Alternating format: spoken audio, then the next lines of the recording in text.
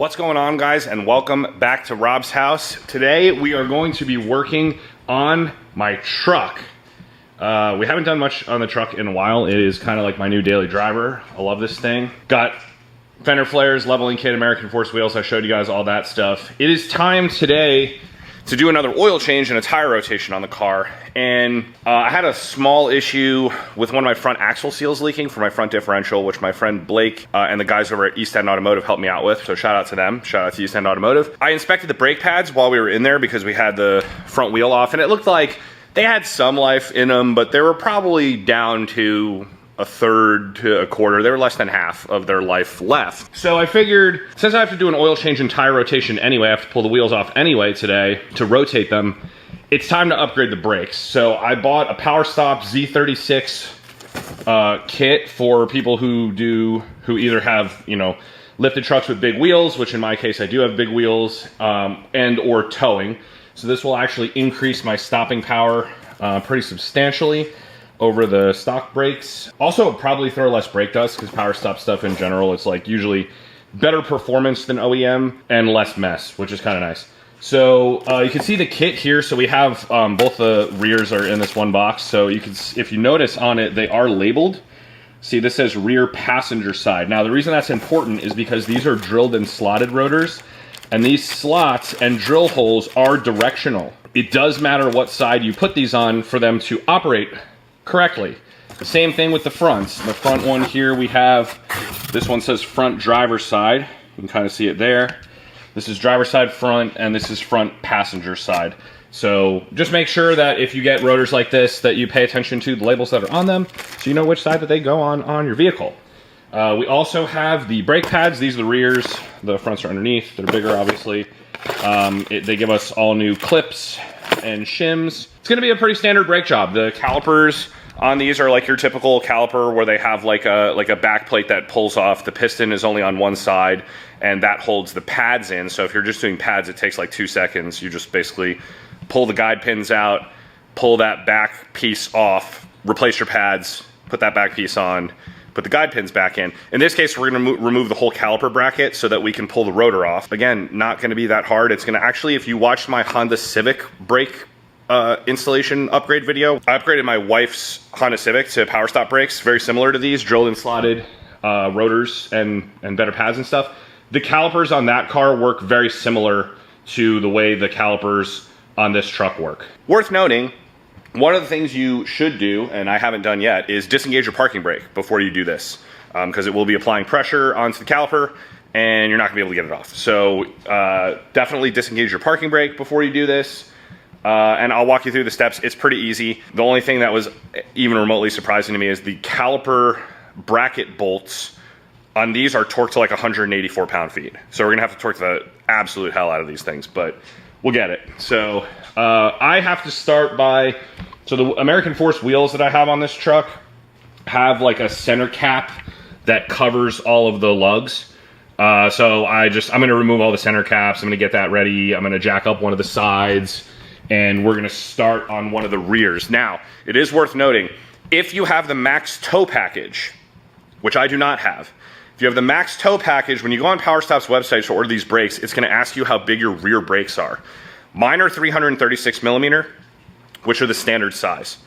If you have the max tow package, it's going to be 350 millimeter. That's how you know the difference. It's, do you have the max tow package or not, based on everything I've read, which hopefully is accurate. So anyway, that's just another thing to note if you go to order these and you're like, whoa, I don't know what rear size I have. It's just, do you have the max tow package or not? If you do, get the bigger ones. That's all. Otherwise, you're gonna have the standard ones like I have. Yeah, that's pretty much the only non-self-explanatory thing about this entire procedure. So I'm gonna just get everything prepped, and then I'll go through the removal and reinstallation process with you. All right, guys, we have the truck sort of up in the air, and gonna be able to show you guys what's going on here. Let me grab a light. All right, so now we can see what's going on, guys. So, typical style caliper, we have to take this middle piece off first, which is held on by these guide bolts. They're 13 millimeter, torque spec is 27 pound-feet, okay? So these are pretty easy. You're gonna crack these loose, you're gonna back both of those out, and this entire assembly should lift off, including, I think, the parking brake assembly. It looks like it all comes off as one piece because the parking brake applies pressure to the piston, which is located in this housing. So I believe we can take this whole thing off and set it aside. We'll just put it up here. We'll put a caliper hanger up there, make sure that it doesn't dangle. And then we can take the big bracket off, which is held on by, these are 24 millimeter caliper bracket. They're huge. I don't know if you guys can see that, but they are massive. So anyway, we're gonna crack those. Probably have to use the impact gun to get that off, to get the bigger part of the bracket off so we can get the rotor off. Once this part's off, the pads will slide right out. I'll show you guys that in a second. So I'll show you the step by step. Let me get this part off first. I'm gonna crack these 13 millimeters. I'm gonna pull these guide pins out, pull this guy off, and then I'll show you what to do. All right, guys, a little tricky. I didn't catch this before. I couldn't really see it because it's kind of dirty. But there's not really like guide pins that go all the way in, like a normal caliper. The bolts on the outside of this assembly thread into these bolts. But the annoying thing is it has this flange on the end, so you gotta hold it with vice grips because it's too thin to get a ratchet on it, barely. So you just, anyway, hold it with vice grips and then use your 13 mil to get it out. It's only torqued to 27 pound-feet, so it comes off really easily. As you can see, I have the assembly here on the caliper hanger. I'm gonna use my caliper spreader to push this guy back after I install all the new stuff. As we can see here, we have new shims and we have new clips installed with the power stop stuff. So I am just going to pull these pins out, pull the pads out, pull the shims out, and then we can unbolt this bracket and swap the rotor out. So I'll show you what it looks like with the new rotor installed. It's also worth noting that you should use some anti-seize in the shims where the pads are gonna slide. Anywhere you're gonna have movement like this, you wanna put anti-seize in there. I'm gonna do that when I put my new shims in, because like I said, PowerStop gives us replacement shims for this, so we don't have to use these old crusty ones. Rotor actually looks, oh, it's coming off already. Looks actually like kind of okay, but I figured if I'm gonna go as far as like replacing the pads and everything, I'm just gonna replace everything because the truck has almost 80,000 miles on it. So I figured, you know what, it's a good time for an upgrade. So let me get these pads off and I'll get this bracket off and I'll, put the new rotor on, put this bracket back on, and I'll show you what I'm doing to prep the shims before I put the new pads on. All right. Okay, guys. Wow, that was hard. So these bolts, to get them out, I mean, I was just using a pry bar basically with the 24 mil. So it was just difficult, but yeah, got the new rotor on, got the new shims in here. I'm gonna grease inside of the shims a bit, or I mean, alternatively, you can grease on the pad. So the pad is going to slide in something like this, right?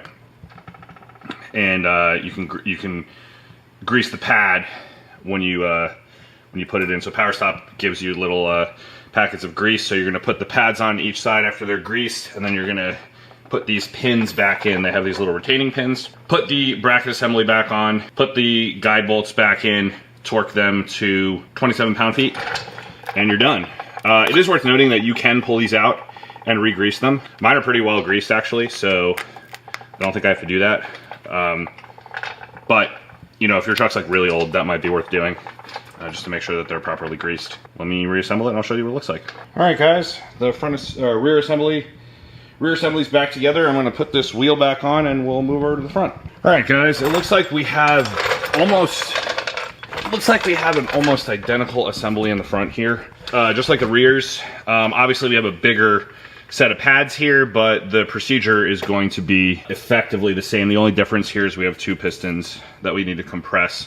I ended up not using a spreader tool. These are twists to compress, so I have a set of these guys, the caliper spreaders where you have to wind them. So you might need this tool set for this particular job, not the spreaders, but it does work. That'll get the job done, and that's pretty much it. I'll update you guys as I go if there's any tips and tricks here, but same thing, you're gonna have some new shims. When you take the pads off, pull the shims off, hit this with brake clean, put your new shims in, lube it, put the new pads on, put the caliper back on. So I'm just gonna kind of get to it. The procedure is basically the same, and the torque values are the same. I checked for both sets of bolts. So we have 27 pound-feet and 184 pound-feet respectively for the guide pin bolts and whatever. So same deal, you're just gonna have to vice grip this guy so that you can hold it while you get the guide pin bolts off, and that's pretty much it. Make sure you hang that caliper assembly so that it's not dangling by the brake line, and swap everything out. So I'll be right back when I've done that. All right, guys, all done. With the front, it was the exact same procedure as the rear. Obviously, the caliper is just a little bit bigger. The only difference being that the calipers, the front caliper is not twist to compress. You can compress it using a traditional, or decompress it, I guess, using a regular caliper compression tool. It has 2 pistons, and you kind of just push them back, and that's it. That side. Now I'm going to do the other side, and then we have to do the bed-in procedure. So I'll be right back, and I'll show you guys the finished product. All right, guys, it's been a couple days since I did this install. I cleaned my truck up and did the bed-in procedure and everything. You can see the new rotor in here. Should kind of be able to see it back there, but yeah, they perform a lot better. I am definitely happy with it. See the rear, kind of see the drilled and slotted rotor poking through there. But yeah, truck drives a lot better, honestly. The initial bite on the brakes is a lot more aggressive, which is nice. I mean, just overall, it's just a better quality brake setup. Like I said, it's the Z36, the truck package for these trucks. Definitely a big upgrade, and I'm happy with how it turned out. So I recommend it if you guys want an easy mod for your truck to make it stop a little better. If you're looking at a brake upgrade anyway, it's about the same price as OEM, honestly, so figured I'd go with these. So anyway, that wraps it up for today. As usual, hope this video was helpful, and I'll see you guys next time.